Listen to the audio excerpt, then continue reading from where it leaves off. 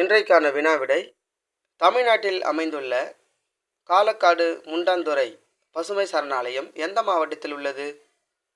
திருநெல்வேலி. தமிழ்நாடு என்ற பெயர் அதிகாரப்பூர்வமாக எந்த ஆண்டில் வழங்கப்பட்டது? 1969. தமிழ்நாட்டின் மிக பழமையான அணை எது? கல்லணை. தமிழ்நாட்டின் மிகப்பெரிய துறைமுகம் எது? சென்னை துறைமுகம். தமிழ்நாட்டில் முதலில் அணுமின் நிலையம் எங்கு அமைக்கப்பட்டது? கல்பாக்கம். தமிழ்நாட்டில் உள்ள பாம்பன் பாலம் எந்த 2 இடங்களை இணைக்கிறது?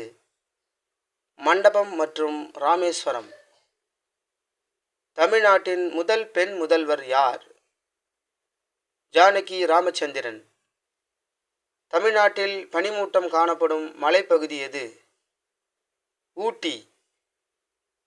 தமிழ்நாடு வேளாண் பல்கலைக்கழகம் எங்கு அமைந்துள்ளது?